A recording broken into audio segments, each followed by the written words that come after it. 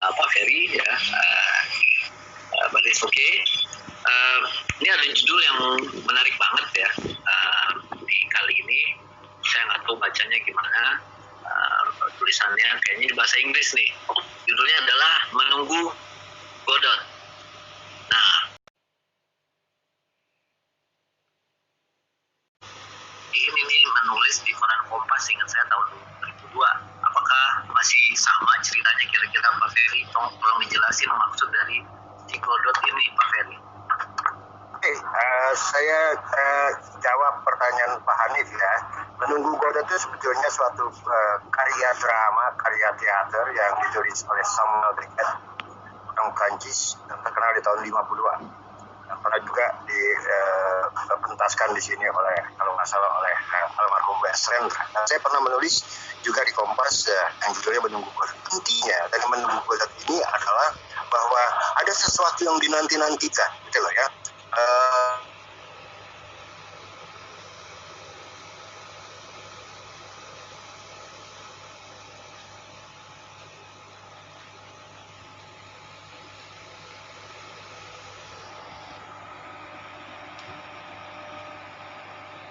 September in the Rain itu nyambung sekali sekarang.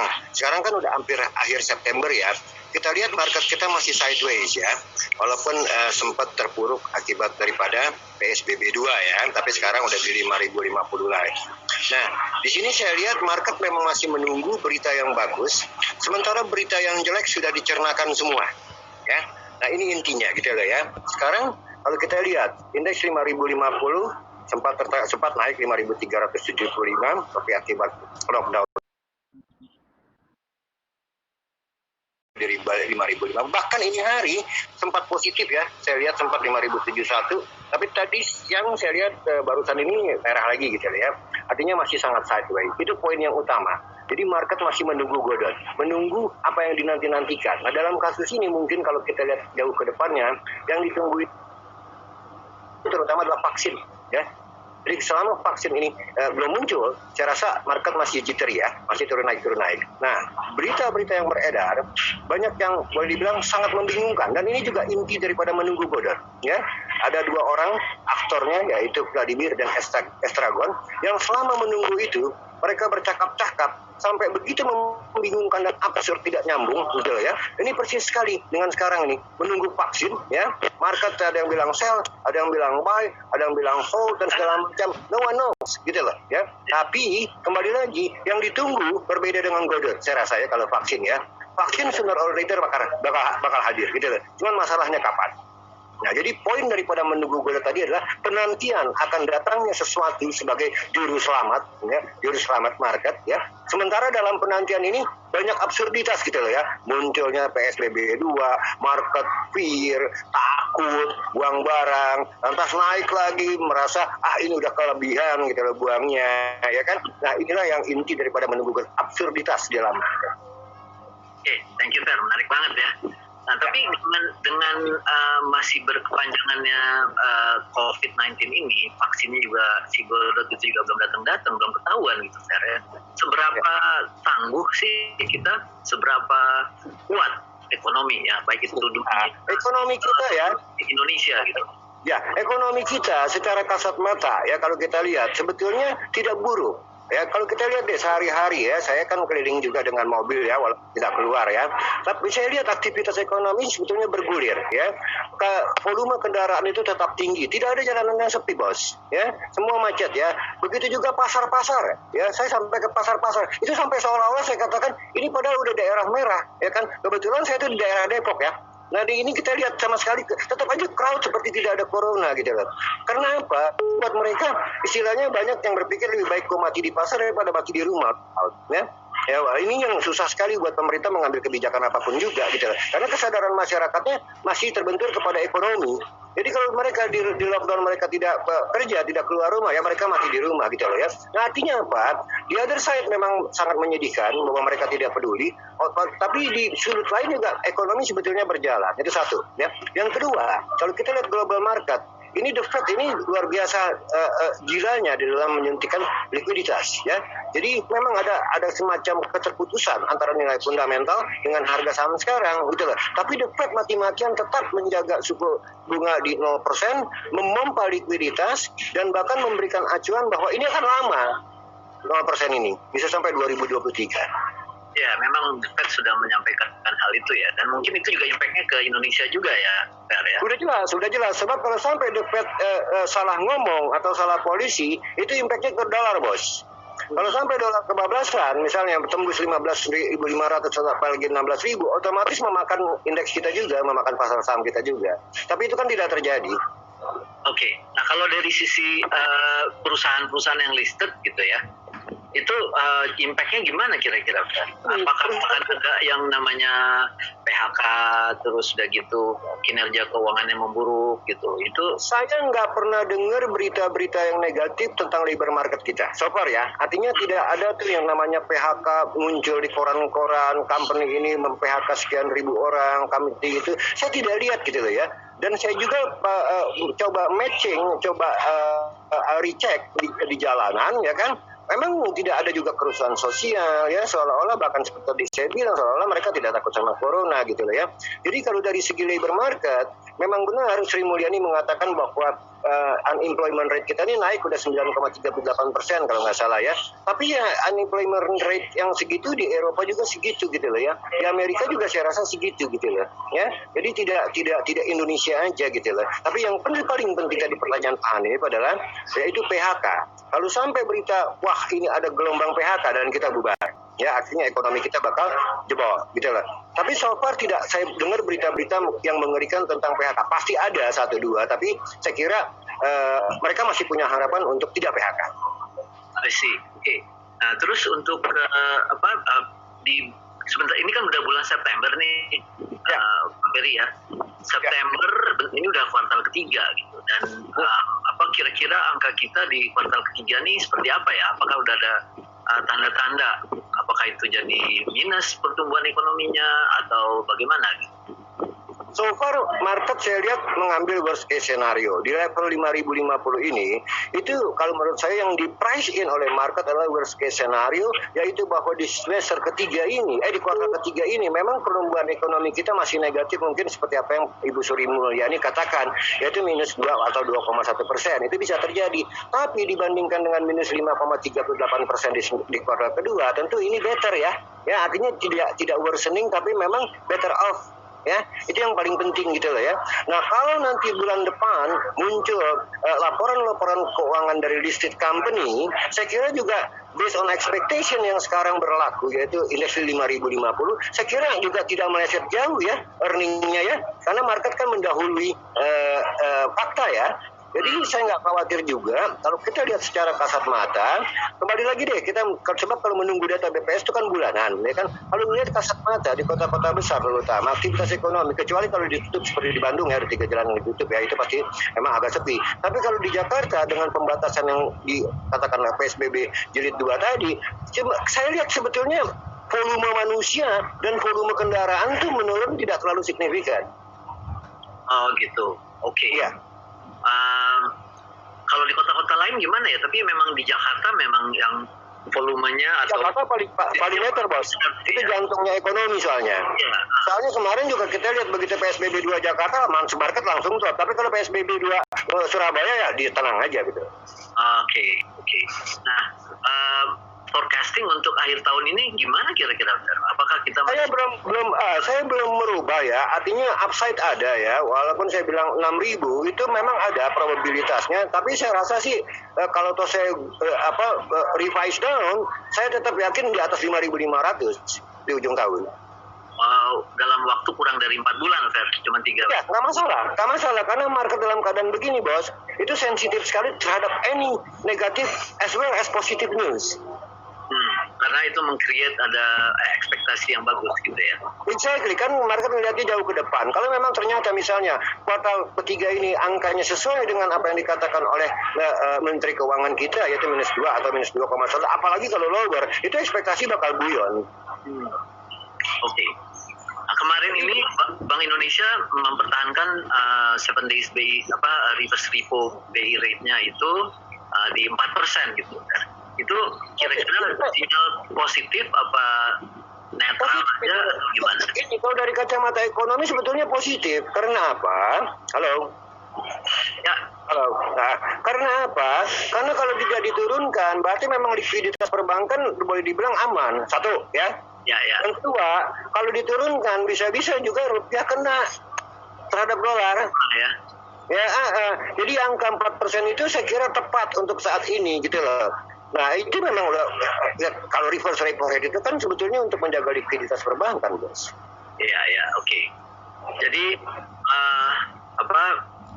ini kayak bukan too good to be true sih, cuma maksudnya kita berlayar, ada ombaknya gede, tapi kita masih tetap tenang gitu loh, Fer. Apakah memang itu analogi yang tepat ya, sebab kembali lagi kalau kita kaitkan lagi dengan PSBB 2 yang awalnya begitu sangat mengerikan di market ya, sebetulnya kalau kita lihat di lapangan volume manusia yang mobilitasnya dan volume kendaraan itu boleh dibilang hampir sama aja. Apakah akan ada yang namanya surprise data gitu, atau ada yang kita nggak lihat gitu, Fer? Sehingga tiba-tiba marketnya jittery, terus tiba-tiba turunnya dalam, ya rupiahnya bisa melemah. Cukup yang surprising kalau umpamanya yang paling sangat fatal kalau ada satu bank atau dua bank menjadi berita yang hangat, misalnya ya karena katakanlah masalah solvency, bukan masalah short of liquidity. Kalau masalah solvency itu artinya masalah kredit macet yang sudah sedemikian tingginya sampai seperti kasus Century tahun 2008. Nah itu bahaya. Oke. Tapi kita nggak pernah. Tapi saya nggak lihat ke sana ya sekarang ya. Oke.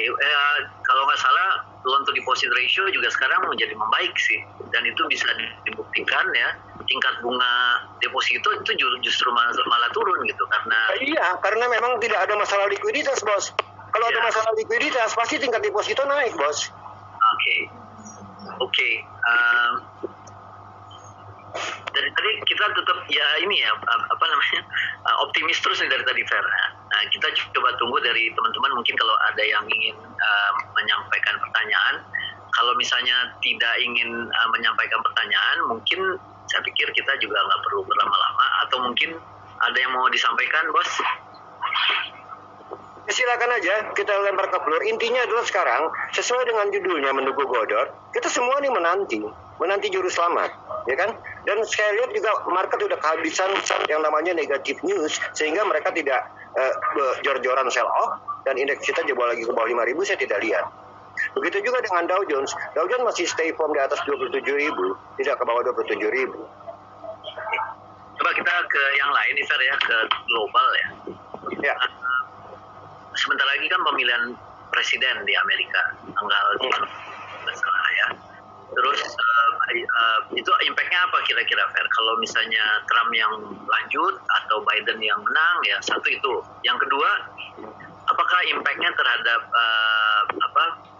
trade war antara Cina dengan Amerika gitu? Apakah itu akan tetap berlanjut, siapapun yang akan menang gitu ya? Dan apa impact-nya terhadap ekonomi dunia gitu? Oke, transmisi yang paling jelas selama ini itu bukan government, tapi central bank di Amerika ya.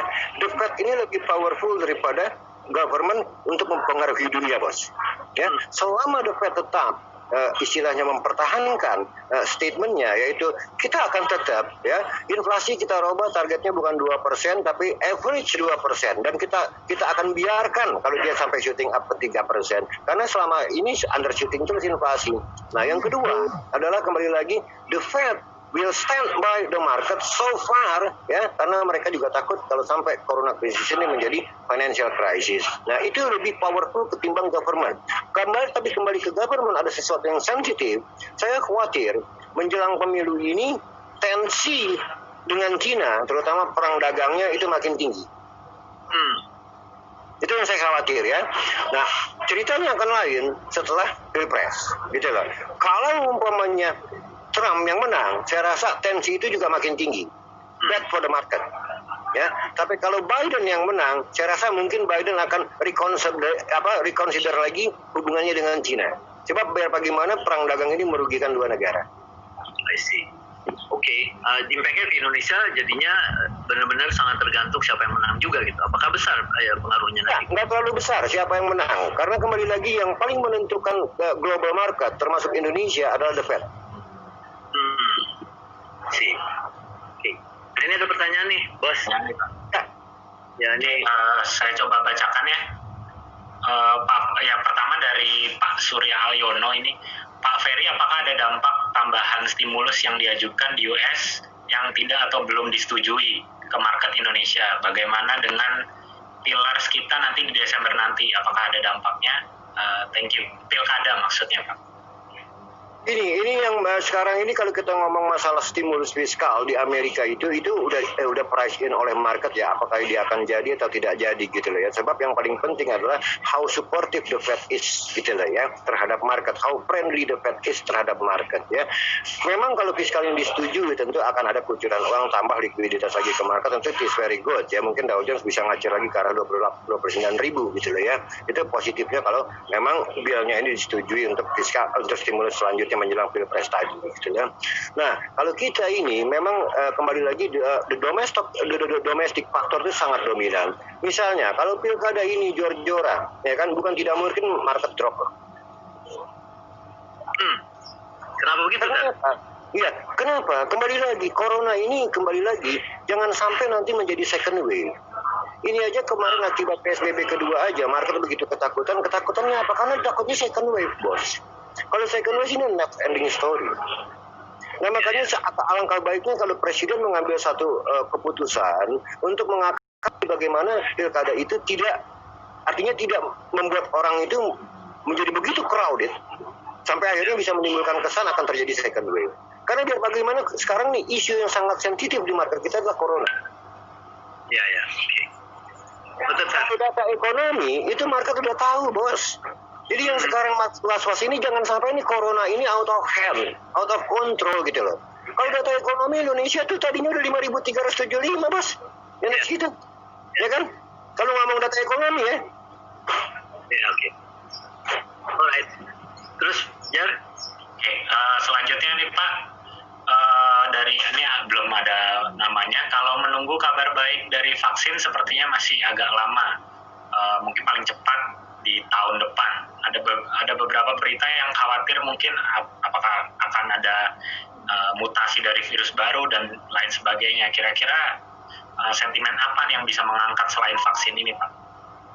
Tidak ada. Kalau sentimen yang lainnya adalah kembali lagi kalau memang angka-angka ekonomi yang dirilis ya kan nanti nih bulan depan terkait dengan ekonomi performance kita di kuartal ketiga, kalau itu ternyata angkanya lebih baik daripada prediksi market atau prediksi kementerian atau prediksi pemerintah, saya rasa itu memberikan satu driving force ya buat market naik gitu loh. Artinya apa? Oh, Indonesia is not as bad gitu loh ya. Kata. Nah, tapi kalau umpamanya menunggu golet dengan tema yang kita gunakan tadi, menunggu golet ini sebetulnya ya kembali lagi jangan sampai second wave ini vaksinnya tidak ada dan makin lama makin getting worse gitu loh ya. Jadi memang yang ditunggu-tunggu sebetulnya ini alangkah sangat baiknya di bawah alam sadar manusia, di bawah alam sadar market yaitu vaksin gitu. Iya, oke.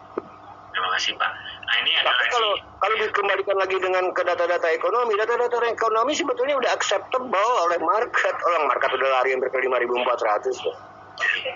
Ini menyambung ada pertanyaan selanjutnya sih, ada yang dari Cista ini, siang Prof. Ferry tadi sempat dikatakan bahwa juru selamat dari Godotnya ini apa? Berarti bisa disimpulkan solely hanya vaksin ya Pak ya? Ini udah jelas itu vaksin matters. Karena apa vaksin matters? Karena market ini drop gara-gara orang mengira akan terjadi second wave yang akan out of control. Ya, apalagi kalau memang second wave itu terjadinya di center of the economy yaitu di Jakarta. Maka menunggu godot yang dimaksud ini sebetulnya ya kembali lagi mau percaya atau tidak percaya apakah itu 4 bulan lagi atau 5 bulan lagi atau 6 bulan lagi vaksin. Sebab kalau ngomongin data ekonomi, market udah tahu. Market sempat ngacir ke 5.375. Ya. Oke. Betul dijawab sih tadi. Next, Oke, selanjutnya dari Pak Argon ini agak out of topic sedikit. Kemarin kan kita sempat dengar di berita bahwa surat dari bos Jarum ada yang diajukan ke presiden. Apa ada pengaruh nggak Pak dengan saham BBCA yang anjlok? Pengaruh banget, karena biar bagaimana, bos Jarum itu kan mewakili, dia sebagai shareholder, tentu mewakili nilai share-nya dong, ya kan? Sebab kalau sampai market price-nya jatuh, otomatis istilahnya nilai equity mereka juga jatuh, ya kan? Nah, sekarang masalahnya kembali lagi, juga tadi inti daripada surat bos Jarum tadi adalah kembali lagi, ini jangan sampai mengesankan bahwa loh ini kok tiba-tiba lockdown lagi, seperti seolah-olah kita nggak pernah lockdown, ya kan? Dari Maret kok ini kita kembali lagi ke titik zero gitu loh, ya. Kesannya kan pada waktu berita itu keluar PSBB total,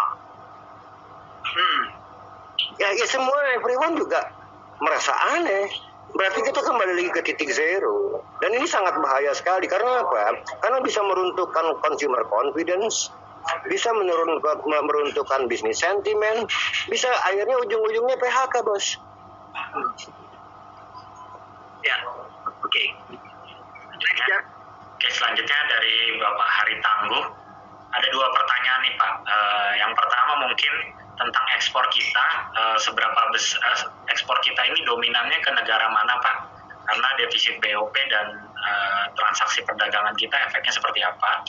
Kemudian yang kedua, semua negara kan bisa dibilang sekarang ini punya debt ya Pak, termasuk Indonesia. Bagaimana liquidity-nya di global market? Apakah semua government akan crowding out akan kebutuhan dari financing ini? Ini kalau umpamanya masalah ekspor dan impor itu, saya rasa semua orang pengusaha tahu you cannot rely on. Kembali lagi ekspor ya. Ekspor kita juga masih terbatas kepada boleh bilang barang-barang yang tidak punya value added. Misalnya, saya kasih contoh, batu bara. Itu banyak diekspor ke India dan Cina, setahu saya ya. Nah, banyak mereka ngambil dari Indonesia. Nah, yang kedua, kelapa sawit, ya kan? Itu kan barang non-manufacturing ya. Ya, lemparnya ya ke global market lah, termasuk ke Eropa yang sekarang lagi dispute gitu loh ya. Nah, yang ketiga mungkin ada barang-barang elektronik juga ya yang dibikin di sini ya, intra-trade lah ya dengan teman-teman di Asia yang lainnya gitu loh ya. Tapi kembali lagi poinnya, sekarang ini yang dihadapi oleh global economy adalah deglobalisasi. Ya, globalisasi yang tadinya sudah begitu tingginya sampai menciptakan dispute mengenai masalah income inequality dan segala macam, ini kayaknya akan drop ya. Istilahnya global economy is on the way to the deglobalization ya. Jadi dari globalisasi sekarang berkurang. Nah, artinya apa? Banyak negara yang tidak bisa lagi menggantungkan hidupnya kepada ekspor, termasuk Cina. Ya, Cina pun udah switch ya dari export oriented menjadi demand ya, domestic demand oriented ya. Lebih baik consumption dalam negeri pada mengandalkan diri kepada ekspor. Itu sudah didahului oleh Cina dari 6, 7, 8 tahun yang lalu sejak global financial crisis, karena mereka tahu satu saat ini akan jenuh yang namanya globalisasi ya. Nah, begitu juga dengan kita. Sekarang ini stimulus yang pemerintah lakukan saya rasa benar.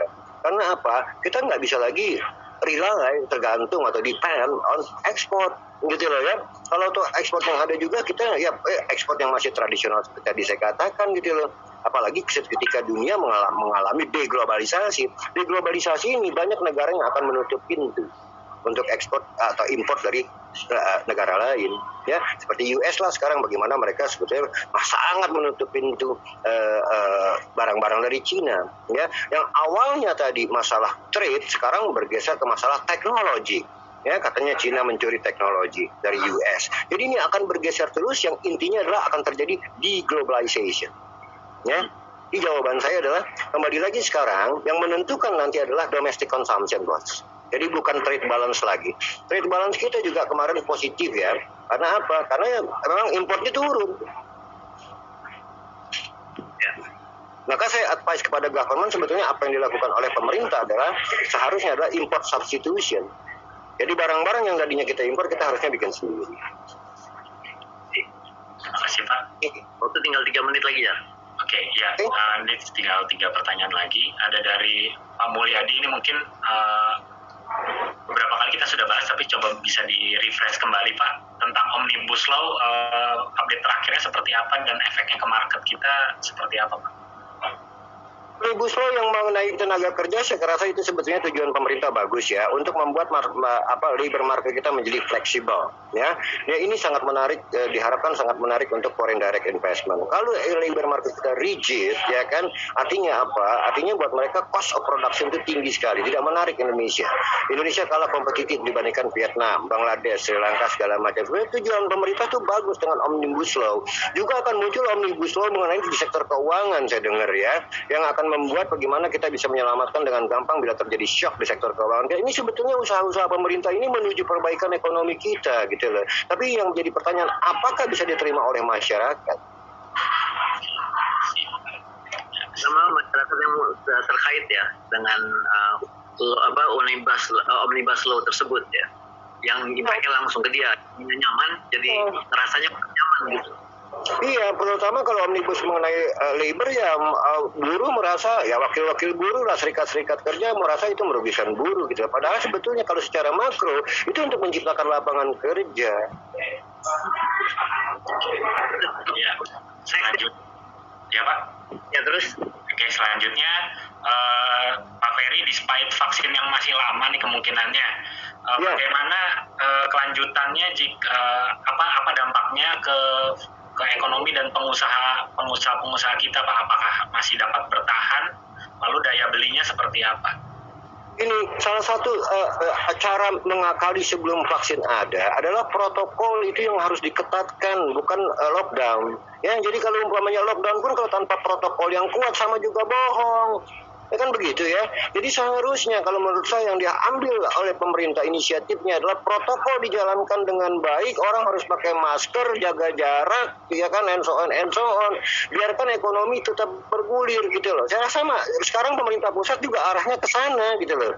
Ya, jadi selama vaksin belum ditemukan, protokol itu matters. Kalau protokolnya jebol, ya semua jebol lah, second wave, ya kan. Tapi kalau protokolnya benar-benar diimplementasi dengan baik, dijaga dengan baik, dikontrol dengan baik oleh aparat, saya rasa ekonomi akan bergulir lagi gitu loh. Jadi nggak usah worry gitu loh. Nah, orang yang mungkin paling bagus adalah bertanya begini, Pak, apa yang harus saya lakukan hari ini? Melihat kondisi yang ada di depan mata kita dan antisipasi bahwa vaksin masih 5-6 bulan lagi. Kalau saya akan rekomendasi, tergantung horizon investasi Anda. Kalau horizon investasi Anda 1 tahun lebih, di atas 1 tahun, 1 atau 2 tahun, saya rasa indeks di 5.050, kalau saya buy. Nah, ini ada yang nanya nih, langsung aja ya. Jadi buat nasabah yang baru mulai ngerti reksadana, ngambil reksadana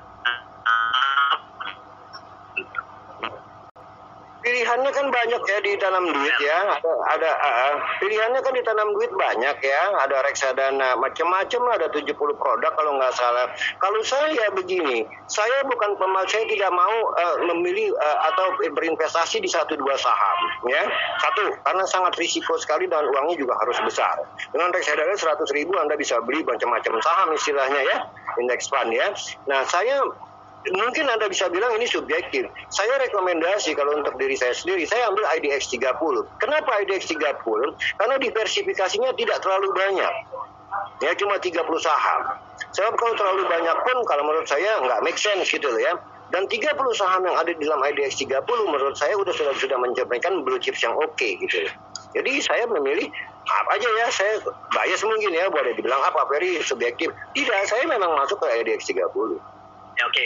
Saya mau nambahin nih, kalau Pak Ferry kan dia strateginya kan ada market timing, tapi buat anak muda yang punya banyak maunya, tapi maksudnya kebutuhannya di masa yang akan datang. Kalau saya bilang sih, tentuin dulu bagi ininya, tujuannya apa. Bagi ada 3, misalnya jangka pendek apa, menengah apa, jangka panjang apa. Kalau untuk jangka panjang udah pasti beli reksadana saham.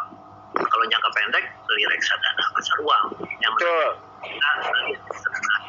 fixed income atau balance funds gitu. Jadi sebetulnya pertanyaannya sih yang harusnya agak dirubah ya.